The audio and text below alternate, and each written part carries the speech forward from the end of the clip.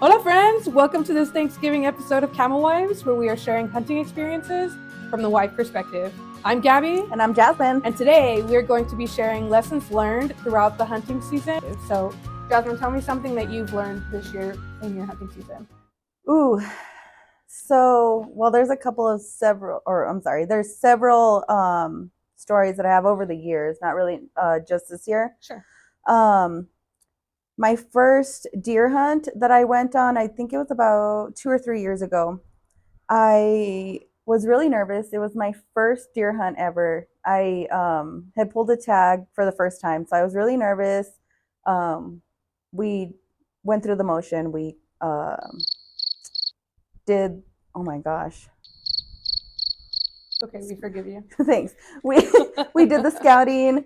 We went and practiced, and finally the day came, and I was super excited. I was like, okay, I'm prepared. I got to remember to lock and load, and the motions that go through your head. Well, I didn't take into consideration where the deer was going to be at when I found one. So it was actually in the direction that the sun was at when it was coming up. So when I went to pick up my gun, I looked through the scope and I was like, oh my gosh, I am blind. I can't see anything other than the sun. And I was like telling Dion, I was like, where is it at? I can't see it. The sun is blinding me. And he's like, you got to look over here on the side of this hill next to this berm or whatever, the man lingo that they use. And love it, man lingo. And I was like, okay, I found it. And I went and shot, and luckily I was able to shoot the deer. But after that day, I was like, you know what? I have learned a new lesson today. Be very mindful of which direction you're going to shoot in, because you're so excited about finding the animal that you're not paying attention to all the other elements around you. So I thought that was a really good learning experience when I went out there. Nice. I actually have not been on a rifle hunt just yet. I lie. I've been on a turkey hunt, but it's not rifle. I mean, it was a shotgun style, so I haven't really experienced that. My lessons have been mostly with bow. And what I've learned kind of throughout the season is what I need, what I don't need. For example, my bow, it's a Bowtech, and right now Lou's trying to convince me to upgrade it, but I'm not upgrading my bow at the moment. But it's got so many accessories and all. I mean, color string, color fletchings, color of this, color of that, release, all of these pieces. So as I'm figuring it out, first off, my first lesson learned when I was shooting a bow is always use both eyes, not one. And make sure you're using the right eye, because you and I have had this conversation before. But yes. When I was first learning to shoot my bow, I actually started by shutting my right eye. First off, I am aware that you should open both eyes. Now I'm aware of that. But I was closing my right eye. And so what was happening is when I was shooting the bow, I was actually shooting at the target. Perfect bullseye on this target, but I was not shooting the target I was aiming at, which was hilarious because Lou was so puzzled. He's like, how are you doing that? I was like, I have no idea, because I'm new to the sport and I have no idea what to expect. Is it my release? Is it my bow? Is it how I'm holding this thing? Is my hand turning? I don't know, but it turned out it was because I had my right eye shut. Oh my gosh. So I was only looking at it from my left eye, which was quite hilarious.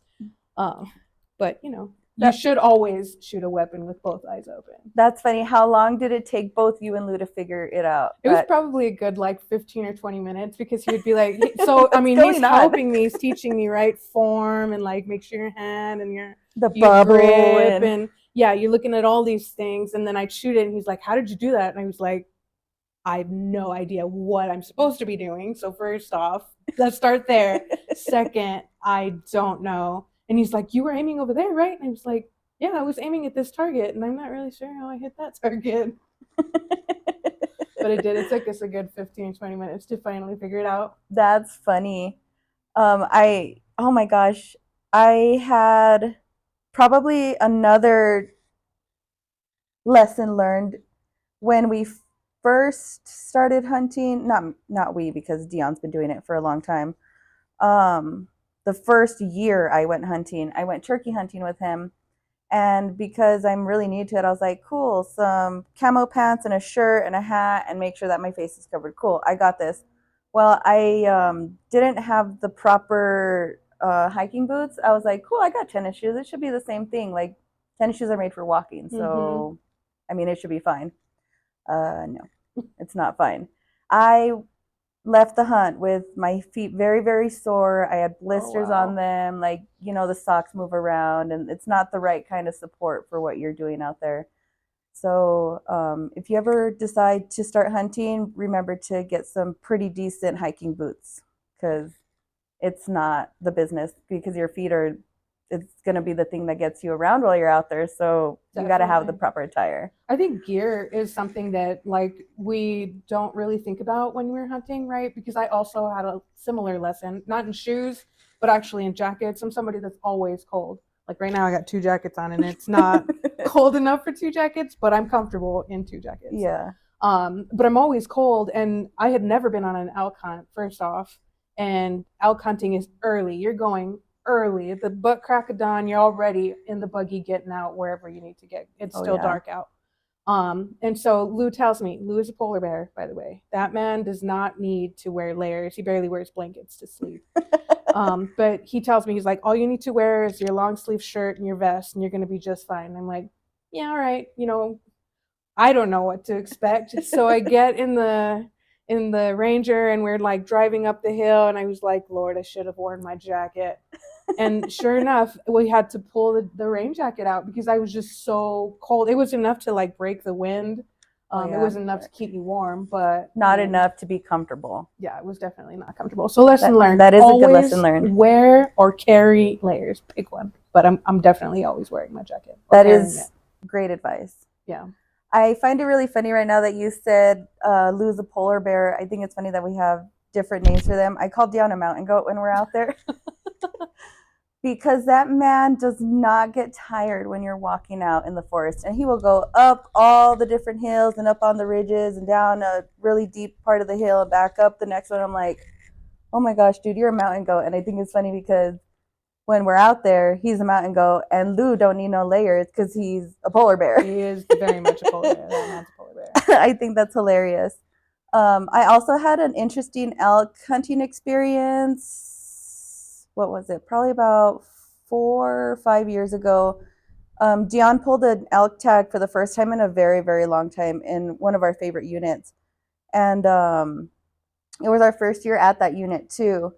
And we were still in the camping world, not the glamping world. Nice. So we took a tent. I blew up the air mattress. I got it all set up, and I was super excited to be up there. Well, we didn't check the weather, and it rained.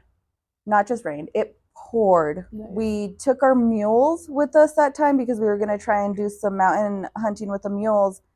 And it was such a distraction because it got so muddy and so gross. Everything in our tent was soaked, from the blankets to all the clothes that we had. I even put one of those little pop-up shades over the tent to try and like shield some of the water, and it did not work. We have a canvas tent, and we've experienced rain twice this season, and the canvas holds up really well. Does it? It does not drip through. It gets wet. I mean, it's canvas, so it gets wet and it feels moist, but it does not come through the top of the tent, which is pretty impressive. Oh, I'll have to look into a canvas tent because, not all the times we really feel like packing up the camper, and it's a lot of work to do it. Sometimes we just want to go out there for a weekend, scout, or do what we got to do and come back. And it was kind of rough in just one of those pop-up tents. I bet.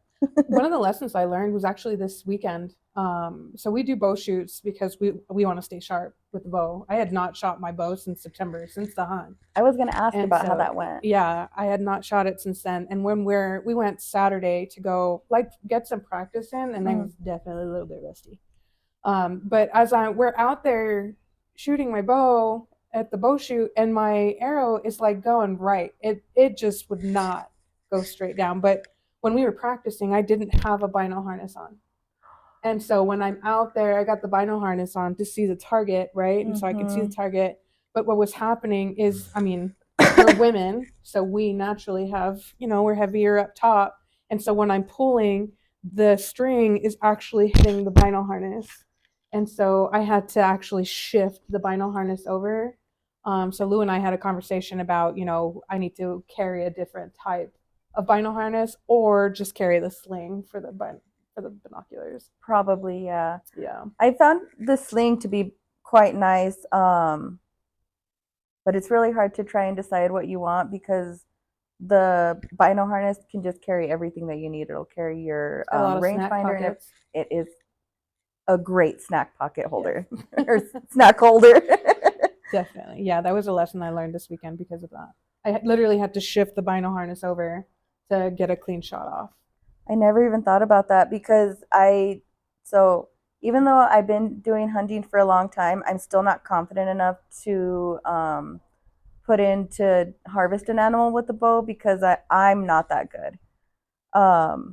So I thought it was really good that you had this weekend because I would never have thought that that would be something that would be in our way.